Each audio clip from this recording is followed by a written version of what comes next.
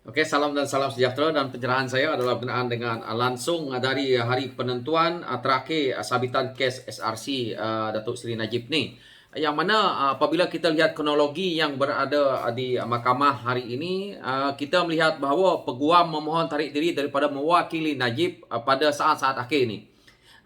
Saya baca kenyataan yang ada di media ni. Selepas hari kedua pendengaran Mahkamah Persekutuan akhirnya akan mendengar rayuan terakhir bekas Perdana Menteri Datuk Seri Najib mengetepikan sabitan hukuman terhadapnya dalam kes rasuah SRC International berjumlah 42 juta. Jadi kronologinya sekarang ini mahkamah berhenti sekejap untuk buat keputusan pada pukul 10 pagi tadi, yang mana hakim mengarahkan perbicaraan dihentikan sekejap bagi memutuskan permohonan peguam baru Najib, Hisham Tehpoh Tek, untuk menarik diri daripada mewakili bekas Perdana Menteri itu. Jadi kita lihat saat-saat akhir pun ada lagi peguam beliau yang menarik diri. Ini adalah sesuatu yang agak ganjil, yang agak pelik, dan ini juga boleh mempengaruhi kalau kita lihat keputusan untuk melengah-lengahkan waktu. Dan di sini juga sebelum itu Hisham setuju dengan penegasan Ketua Hakim Negara Tengku Maimun Tuan Ahmad Mat bahawa Mahkamah Persekutuan ada kuasa untuk memastikan ia boleh berfungsi secara baik dan memenuhi mandatnya. Dia juga bersetuju dengan kenyataan Maimun bahawa jika dia menarik diri, ia akan menyebabkan anak guamnya iaitu Najib tidak diwakili. Tengku Maimun menjawab yang jelas tidak senang dengan perkara itu, mengingatkan Hisham bahawa dia ada banyak peguam yang berkemampuan untuk mengambil alih peranannya. Namun Hisham sekali lagi mengatakan dia ingin tarik diri. Jadi sekarang ini satu daripada peguam Datuk Seri Najib telah pun menarik diri. Dan pukul 10 pagi juga tadi, mahkamah sekali lagi menolak permohonan baru untuk menangguh pendengaran layuan utama daripada Najib pada hari ini. Jadi tidak ada penangguhan, mahkamah menolak penangguhan pendengaran layuan kerana dia berkata peguam baru Najib kemudian memohon untuk tarik diri bagi mewakili bekas Perdana Menteri itu. Dia berkata ini kerana pihaknya perlukan lebih masa untuk membuat persediaan. Jadi salah siapa yang Datuk Seri Najib ambil peguam baru dan melantik peguam baru dan tidak mahu menggunakan peguam lama? Salah dia kerana last minute. Jadi ini bukan alasannya pada saya, ini alasannya untuk membuat penangguhan sehingga kita tahu dia minta 3 ke 4 bulan. So pada saya sebagai rakyat lihat menangguhkan perbicaraan ini juga seperti mana yang dikatakan oleh Ketua Hakim Negara akan melibatkan duit rakyat, yang mana kita dah membazirkan waktu juga. Ini sesuatu yang kalau yang kita sebagai orang kena tuduh, sepatutnya kita ikut peraturan mahkamah. Dan apa yang kita lihat hari ini, mereka cuba untuk melengah-lengahkan masa, akhirnya membuang waktu orang lain. Banyak orang lain yang juga nak ke mahkamah untuk mereka nak menjalankan kes mereka, tetapi terganggu kerana kes yang begitu lama ini akhirnya sebenarnya tidak baik. Dan apa yang kita lihat pukul 9.15 pagi, semakin ramai penyokong Najib tiba untuk memberi sokongan terhadapnya. Dan kini rayuan terakhir untuk mengetepikan 7 sabitan jenayah serta hukuman penjara 12 tahun dan denda 210 juta yang dijatuhkan. Kebanyakannya memakai baju dan pengikat kepala yang memaparkan perkataan bosku. Kenapa dah letak bos sakau sekali kan?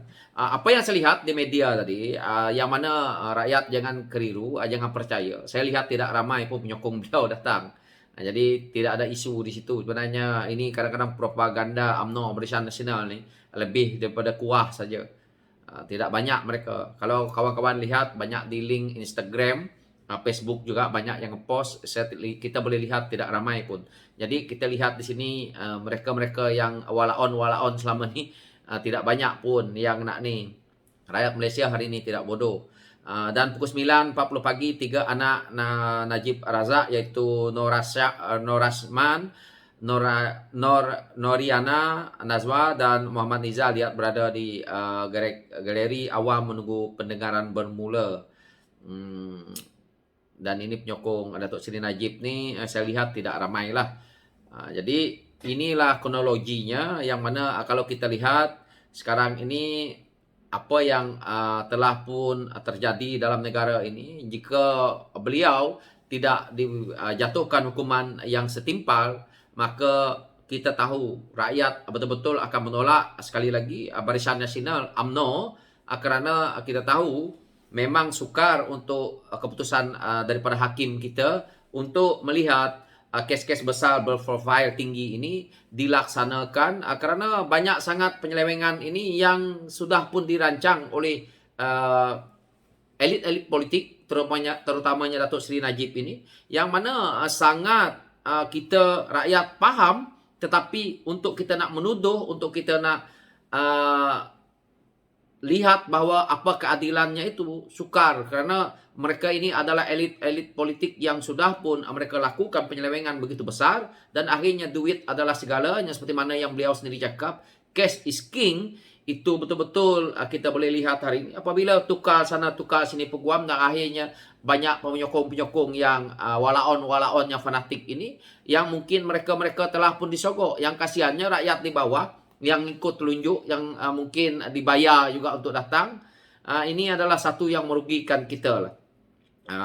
Apa yang saya lihat kronologi di sini, panel Hakim Mahkamah Persekutuan pendengaran ini adalah Hakim Besar Sabah dan Sarawak juga ada, yaitu Abang Iskandar Abang Hashim, dan Hakim Mahkamah Persekutuan Nalini Palmataman dan serta Palman Nathan serta Mary Lim Tian Sun ada juga, dan Muhammad Zabidin Muhammad Diah. Ini daripada Hakim Persekutuan ya, Mahkamah Persekutuan. Manakala pasukan pembelaan Najib yang turut merangkumi peguam veteran, iaitu Hisham Teh Poktek, dijangka memberi pengujahan pertama, dan disusuli pengujahan balas pendakwaan yang dikeluarkan DPP V si Tambaram. So itulah yang kita lihat hari ini, dan apapun keputusannya saya harap yang terbaik, kerana kes ini amat dinanti-nantikan oleh rakyat Malaysia. Bukan saja kita sebagai rakyat Malaysia, tetapi seluruh dunia akan melihat bentuk kehakiman kita, kerana kes yang melibatkan 1MDB ini sebenarnya di negara-negara lain sudah pun dijatuhi hukuman. Seperti mana Singapura, kita lihat Bank Swiss Singapura telah pun ditutup setelah berlakunya kes 1MDB ini. Terus langsung ditutup. Manakala dua pegawai utama, iaitu Bank DBS, dimasukkan ke penjara dan didenda. Sudah pun menjalani hukuman. Begitu juga di Amerika, mungkin kita lihat wang-wang yang melibatkan 1MDB ini sudah pun dikembalikan, dan akhirnya kes ini sudah pun dijalankan begitu tertib, begitu baik di Amerika. Tetapi berbeza dengan kita di Malaysia, kes ini akhirnya tertangguh, yang mana dikatakan seolah-olah oleh pimpinan UMNO, pimpinan Barisan Nasional, yang dimanipulasikan oleh dimanipulasikan oleh walaon-walaon UMNO, yang seolah-olah kes ini tidak memihak kepada Datuk Seri Najib. Tetapi hakikatnya adalah kes ini adalah kes yang kalau rakyat lihat memang kes penipuan yang paling besar, kerana kita hari ini membayar hutang negara sebanyak 5 juta setiap hari kerana 1MDB ini. Dan apa yang kita lihat, hasilnya tidak ada. Tetapi dari mana kita terpaksa membayar hutang 5 juta satu hari ini? Kenapa perkara ini dilakukan? Jadi ini sebenarnya, walaupun Datuk Seri Najib didenda 210 juta, tetapi kita kehilangan berbilion-bilion kerana 1MDB yang ditubuhkan oleh beliau yang tidak betul-betul tidak memberi makna. Jadi selepas ini kita akan melihat siapa lagi di sebalik kapal LCS ini. Saya yakin orang-orang ini juga yang sebenarnya mastermind di belakang ini semua. So itulah yang saya boleh ulas untuk kawan-kawan yang setia, dan sekian, terima kasih.